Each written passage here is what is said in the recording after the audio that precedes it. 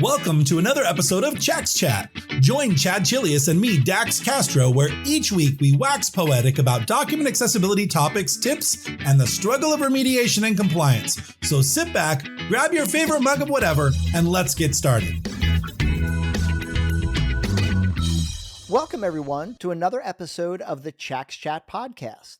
My name is Chad Chelius. I'm an Adobe certified instructor, as well as director of training solutions and principal at Chax Training and Consulting.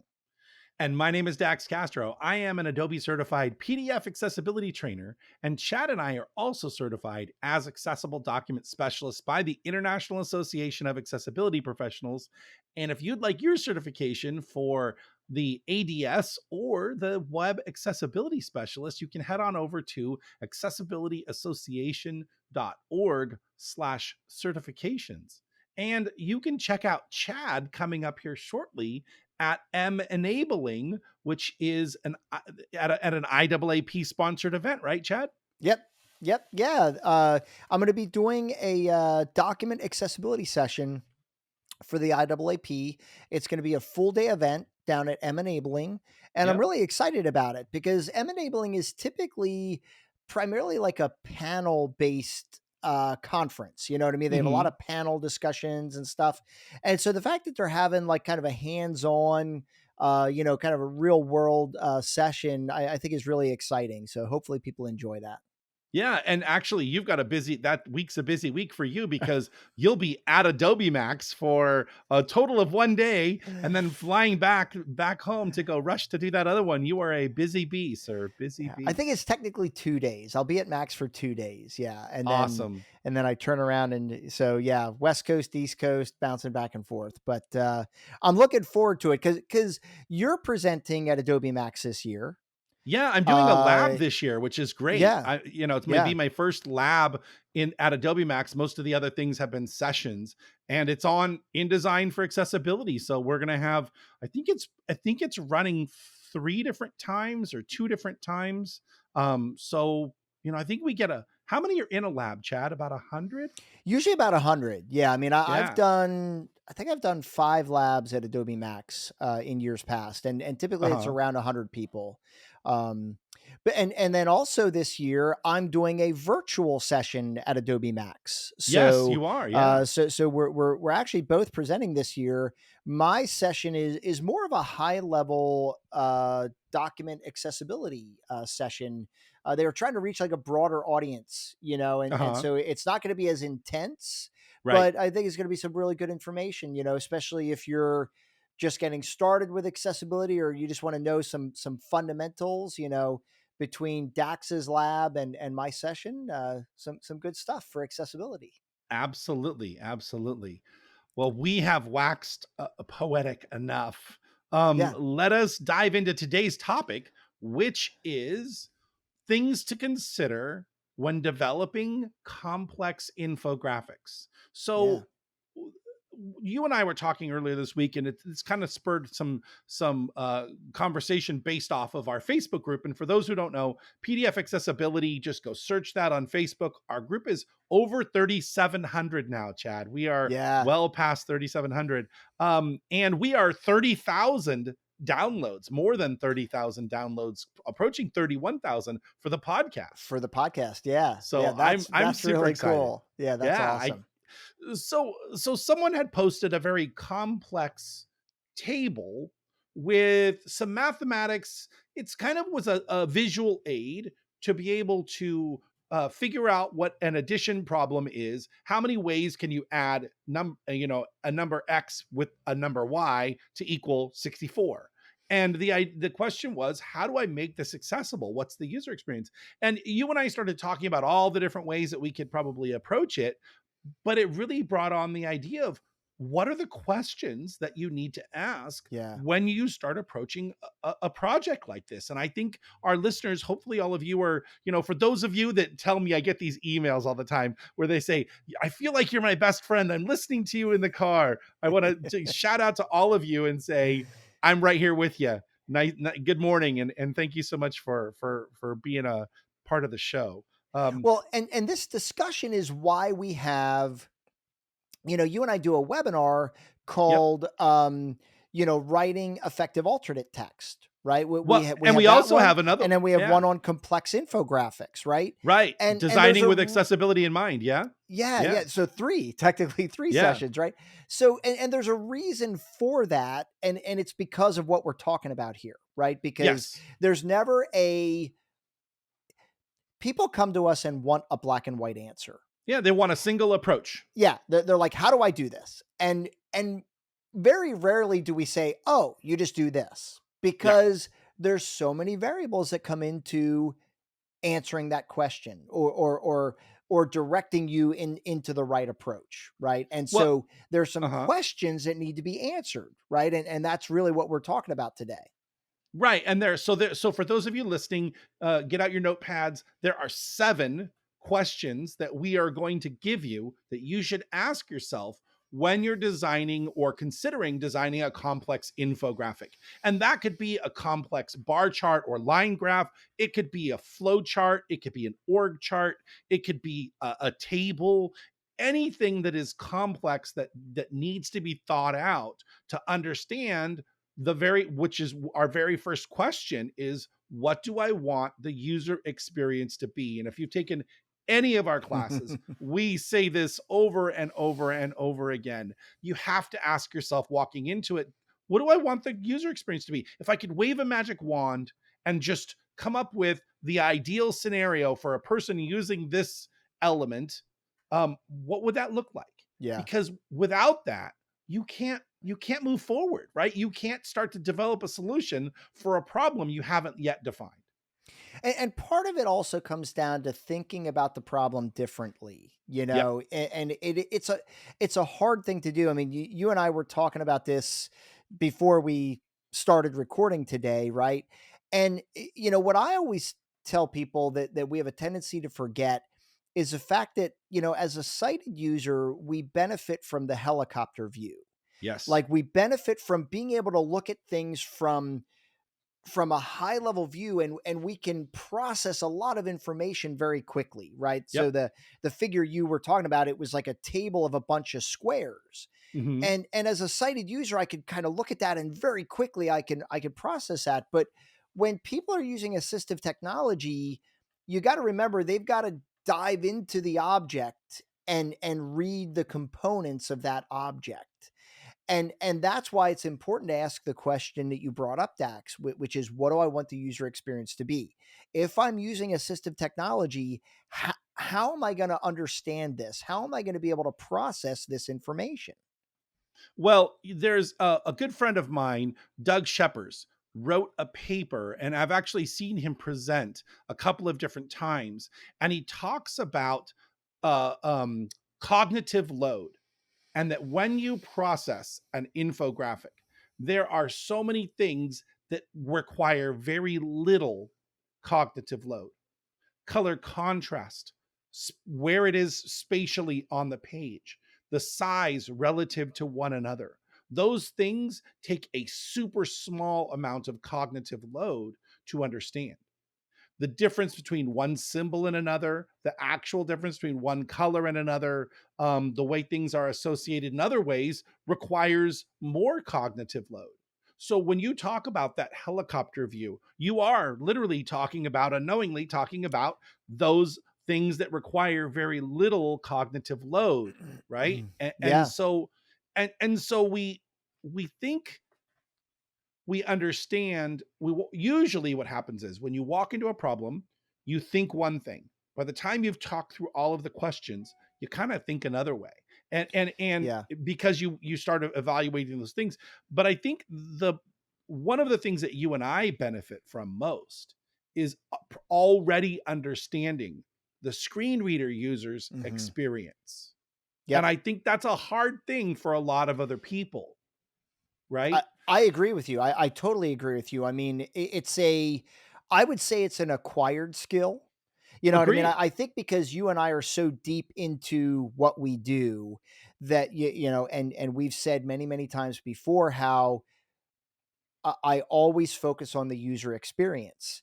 Right. And to be able to do that, I need to understand that experience. I need to 100%. understand how people with assistive technology consume content. And that could be a low vision user using a magnifier. Yep. It could also be a non-sighted user using JAWS or NVDA.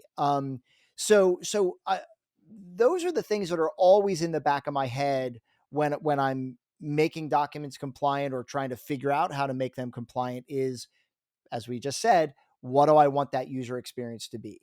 And Right. it's just such an important question to be able to ask. And again, you know, you don't have to be an expert, guys, but I would say like it's a great skill to develop. You know, just always understanding what that user experience is going to be is so beneficial to being able to, you know, when you and I answer questions, it's not that we always know the answer immediately.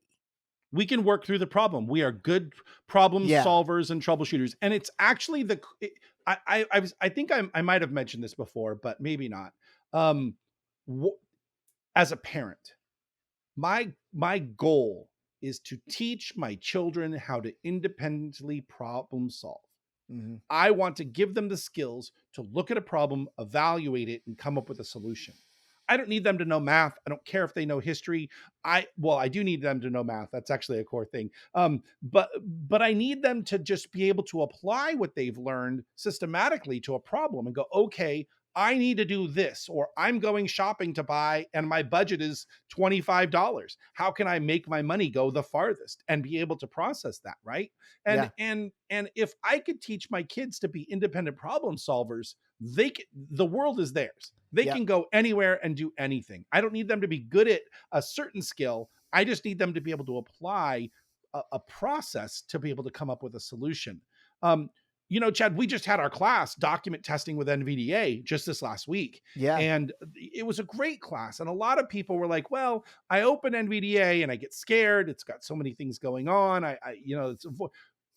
Just take our class, guys. I Yeah. promise you, it will help you tremendously. I just learned a new shortcut key. Yeah. Insert M silences the mouse. So when you Yeah. mouse over things, you hear NVDA trying to speak everything you're touching, but insert M turns off that voice. And I've been using screen reader for 3 years now, avidly, almost every single day. And we're always learning. So number 1 is, what do we want the user experience to be? Number 2, Chad? What is the most important information? Okay. So, you know, when you're looking at your infographic, y- you know, Dax, you and I are graphic designers, right? Right. And we always talk about the call to attention, right? Yeah. You know, when you're doing a graphic design, there's always a call to attention. What is the most important element on the page? Yes. And so, same thing with an infographic. What is the most important information about that infographic? You know, what is Right. the key thing that you want the user to know? And that's really important question to answer because it's going to help you to convey that information to the end user in a more appropriate way. And it's not just, how do I order my tags so that No. that presents first. Now, we talked about that kind of in a podcast before last about covers, right? Doing Yeah. accessible magazine covers.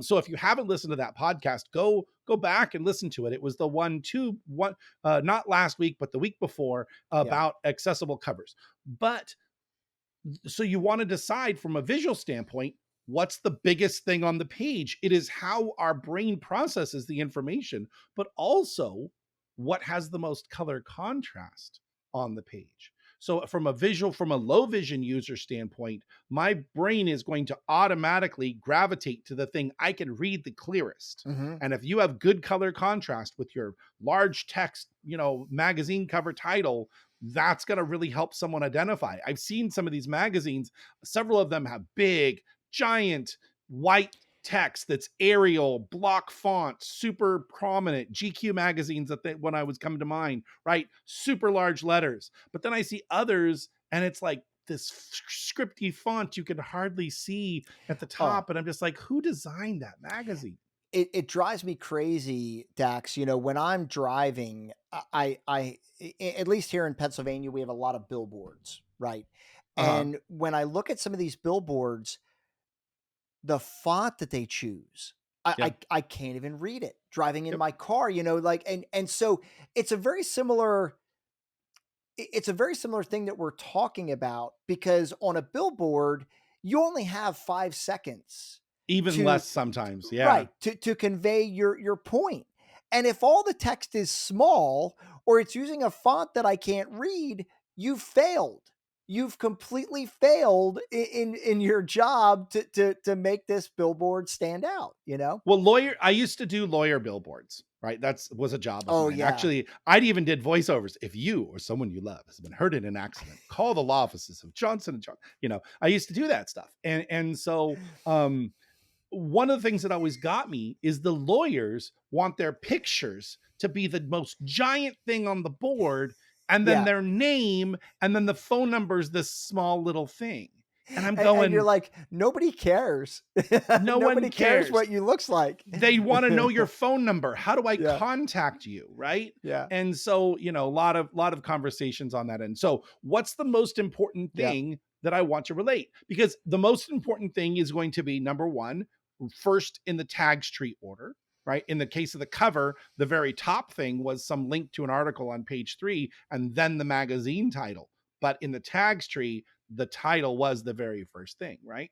The next thing is you want it to be the thing that has the most color contrast, that is the largest, or that is it's maybe on a solid field where everything else might be a little bit more busy. So what's that most important thing? But there's a second thing we need to think about when we're talking about infographics, as far as what is the most important information, and that comes to alt text, right? Because Mhm. oftentimes our infographics are a series of images paneled together, or a single image, and we're trying to write information. And the one thing I think of automatically, Chad, is parking maps. We get these parking maps all the Oh time for yeah. hospitals, or business parks, or whatever. And at some point, there's information about lot A is patient parking and lot B is visitor parking. And then at the bottom of that long list is the rate information for what the daily rate or hourly rate is, right? Yeah. Yeah, and you and I were talking, like, if it costs me $50 a day to park in that lot, I'm moving on. I don't want Right, to have to read through this whole thing to find out that it's $50 a day. You know what I mean? So right. that's important information, right? I mean, maybe not the most important, but after, you know, parking map for this facility, I want that rate to be very, very close behind, very Well, soon afterwards. and typically you would tell someone lot B is the closest to emergency parking, or lot A is the closest to the main entrance. And then you would Right. say rates are, because in alt text, if I have to list 10 different lots, you can bet that the person using assistive technology is not going to listen to all 10 Yeah. lot Yeah. numbers, because you can skip alt text. You can start to hear it and go, oh yeah, I don't want to listen to all that, and then Yep. move on. And if you get to, well, lot 3 is the lot I want to go to, and you just move on to the next element, you've missed the rate information. So present the most important information first in your alt text, when you go that route, right? Yeah. And I mean, along that lines, if possible, weight the tag heavier, right? Meaning, like, make it an H1 or an H2 if possible, right? Right. You Well, can't and that's if always you do have that. text on. Right. Right. You can't If always it's do that. But if you can, I will often take the extra time to tag an element of that infographic if it's possible, right? It's not right. always possible, but sometimes if I can, I'll do it just to put more weight on that information. Well, for those of you listening, what Chad's talking about is that oftentimes a map is not a JPEG or a PNG embedded in a document. It was created in Illustrator or some other design program. Hopefully, I'm begging you, do not create these in InDesign. I have seen some people who use InDesign like Illustrator because they're just familiar with it. Please use Illustrator for this type of stuff. But they'll drop an Illustrator map into their document, and when we get it as remediators, that text is still live. Even though it's all kind of wrapped in a figure, it's still live text. And we can go in and selectively select that text and break it out of the graphic and then tag it with a heading, or other tag Yeah. that helps further identify stuff. So definitely approach. And if you want to learn more about those approaches, our Designing with Accessibility in Mind class is definitely one you should take a look at. I think that's going to be happening later in September, where might be the end of August. I'll have to go look on the schedule. Yeah. So the next one is, does content order matter? Right? So our first question was, what do we want the user experience to be? Our second question is, what's the most important information? Our third question is, does the content order matter? Because, you and I teach in our Designing with Accessibility in Mind class that we have a couple examples, one of which is a life cycle chart of well, I have one that's for a frog, but I also have one Yeah. that's the air. It's water. It's the Mhm. life cycle of water. And it talks about percolation and evaporation and rain and snow and all of that. There is an order to it, but there's about 3 different paths within this infographic that a user could take. So as the designer, I have to figure out which order makes the most sense and group them into kind of, okay, this is order 1, and then this is order 2, and this is order 3. But sometimes it doesn't matter. It's just a series of thought bubbles that have a bunch of factoids over the top of something else. And the goal here, guys, is think about, does content matter? And then adjust your tags tree into that same order so that the end user can walk through it in the same way you expect. Yeah. Yeah. When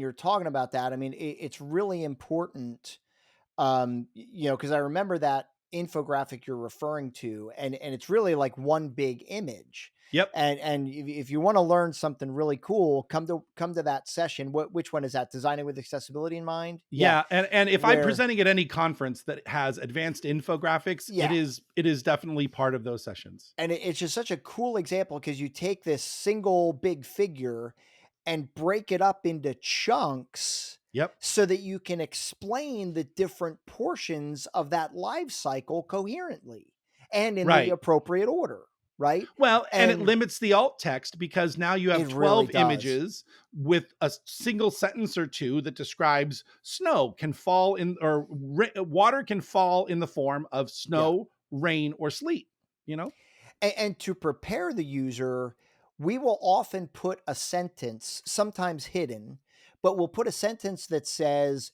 the following 7 figures describe the life cycle of, I forget what that was, but Yeah, a water life cycle. Yeah. the water life cycle, so that you're kind of preparing the user. Okay, this is what I'm about to hear. Right. Don't skip the next 6 figures or 7 figures because it's kind of important. You know what I Yes. mean? And so Preparing the user. yeah, you're preparing the user, for what's coming up. Well, and it's kind of like why we use a list tag. I had a conversation. This is a little bit of a sidebar from our discussion here, but I had a conversation with someone about why use a list tag when the bullet is there. They hear bullet, John Smith, bullet, Mary Jones, bullet, whatever. And I said, well, how many bullets are there? And they looked at the paper and they said, well, there's just 6. And I said, how do you know that? He goes, well, it's right there. And I said, but the screen reader user doesn't know that. Imagine there's 100. The idea of a list, having the list tag, voices to the user that it's going to say list 100 items, right? And and that gives the user power. The power of, do I want to listen to all 100? We don't get that when you have infographic 7 figures, right? It doesn't do that. So we have to give them a little bit of help. Hopefully you don't encounter a list with 100 items because yeah, you do. But I know you did. You did with that document with the graduates. Oh, yeah. Right? And also like I've gotten documents where the last page of the document is a list of all the zip codes that they service. Right. And it's like 150 zip codes.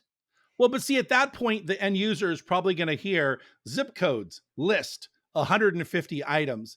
And then they're going to probably go, I wonder if mine's in here. They would probably just hit Control F to do a find and then search for their zip code rather than cycling through them all. Right? Well, and that's a really good point, Dax, because in the file, the zip codes were all P tags. Right. That's And in hindsight, what I could have done is selected all of them, changed them to list items, right. and moved them into a list tag. Yeah. And that way, when they read that section, it would say zip codes and then Yep. list with 150 items. And then they'd give like, okay, I'm not going to read this, but thank you for letting me know. Yeah. And to your point, they could have done a find and said, is 19607 in this list? And, Right. and if the answer is no, then bummer, or what, Yeah. you know, what, I don't Right. know. Well, you know, the other thing to think about here is the difference between a barrier and a failure. Now, you and I Yeah. know the rules, and info in relationships is a very common basic rule, and important. something and important. If something's an item, if something's a heading or a list, it should be tagged as a heading or a list. But you have to think about barrier versus, I guess, compliance, right? Barrier versus bad user experience. Yeah. Right. Can you get to the information? Yes. Is there a barrier? Not really. Right. So in this case, if I had 100 pages and there were 50 different lists and each of them had, I don't know, 25 to 50 items in each one, and I'm deciding whether or not I need to spend 4 hours remediating this document or just having it, you know, because they're all tagged as paragraphs. My answer to you is depends on what your goal is. If you're trying to be technically compliant, absolutely go through and tag it all the way you're supposed to. But if you're trying to release a document and you've got 30 minutes to get it out or an hour to get it out, and you're going, I don't know, should I get this out or should I not? The answer is some accessibility is better than no accessibility. And in this case, paragraph tags, while not ideal, are it's not a barrier. Right. Yeah. But that's where user experience comes into the equation, right? Because if I could have told them there was a list of 150 items, that would have been very helpful to them. Yep. Right. If it said zip codes, list with 150 items, they could have been like, okay, pump the brakes, right? Yep. You know what I mean? I don't want to listen to all 150 items. And then they could have proceeded, you know, they could have skipped over the list. They could have proceeded, you know, and taken a different approach. So it's all about just making it a comfortable experience for the user, right? You know, right. you Well, we don't get caught up in compliance and I'm just, you know, I tell people all the time, I don't care about the rules. They help me get there. They give me structure so that we're all trying to follow the same thing. But my end result is I can make a document accessible using understanding 0 principles of accessibility, but using a screen reader and testing the document to ensure that there's a good user experience, right? I mean, that's the whole point. Yeah. But I think I just thought of something, Dax. You know, I think we as people get into this trap where we only see things with bullets or numbers as lists. Right. You know what I mean? Like when you're, you know, when you're making a document compliant or whatever, you know, you're like, oh, here's a list. Here's a list because they've got a bullet or a number in front of them. Right. But when you see a page full of zip codes, there's no bullet or number there. Okay, so gotcha. You've got to think deeper than what's on the surface, right? You got to think deeper of what's on paper and be like, okay, listen, these don't have a bullet or a number, but fundamentally it's a list. And in this case, it's a list of zip codes. Well, and the opposite is true. We see documents all the time where there's the number 1 and then there's a title. And then there's 5 paragraphs, a bulleted list, and a bunch of content, and then number 2, and then the same amount of content. And we tell people always ask in the group, should that be a list? And the answer is no. At that point, it should be a heading, right? Because the idea is the list is giving them information that there is 7 items. They're all coming in a row. They're all like each other. They all pertain to a certain subject or group. When it's a numbered hierarchy in a document, that's a different kind of thing. Yeah. And if you did try to make that a list, you would create a convoluted experience for the end user. I mean, it would be so confusing, I think. right? Well, Like if what every heading was a list item and then all the text within there was a sub item of that list item, I think it would be a really confusing experience. Well, where it would become confusing is if you had bullets also inside that numbered list, because you'd have Sure. list, 6 items, and then you'd hear number 1, the title, and then the paragraphs, and then you'd hear list level 2, and then Mm-hmm. list 6 items, and then, on and on. So it's a mixing of content, and, trying to paint a mental picture of where you are in that content. So Yeah, what's number, we've got on a tangent here. I What is know. number 4, So right? So number four yeah. is, does color or line weights indicate additional information, right? And we're starting to talk about, what we've talked about before, use of color alone, Right. right? A lot of times in infographics, designers will use different colors for different values within the graphic. Right. Think about like And a map with high crime areas, right? yep, So that, yep, it's going to show red is like high crime, and maybe yellow is medium yeah. crime, and green is low crime. We see that all the time. Yeah, I think WCAG uses the example of Tom's sales are in red and Mary's sales are in blue type of thing, Sure. right? And that of course is violating The use of color. use of color alone, right? And Yeah. because a, you want to make sure that you have sufficient contrast between those values. Um, but but but then B, also making sure that from a colorblind standpoint you can differentiate those values, Right. because we talked about before about stoplight syndrome, Yep. where we love to use red and green as positive and negative values or whatever, but that is the most common type of color blindness, right? So So so going back to what we were where we were getting, kind of, why we put this question in here mhm, is, if I'm trying to relate to a screen reader user and a complex infographic that uses color to indicate something, how am I going to relate that information? mhm. Right? Because if we go back to our crime map, what am I going to tell the user? Do I tell them crime map showing statistical rates of crime for 2023? That tells me zero, Nothing. other than there's a map there, Yeah, right? yeah.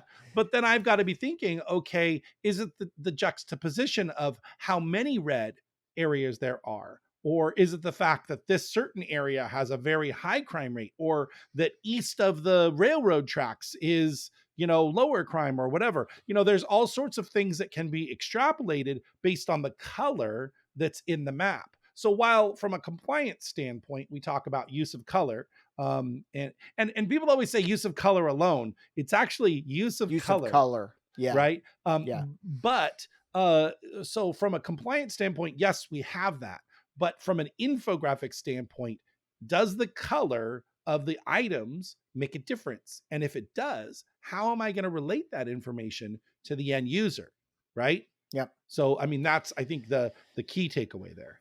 And we've talked about this before, right? I mean, a great solution is to apply patterns to the elements, or make one line solid, one line dotted, one line dashed to kind of differentiate those values, right? Right, because line weight is the other thing, right? And so again, going back to alt text experience or infographic description, if I have an infographic with dotted lines and solid lines, how am I going to talk about those?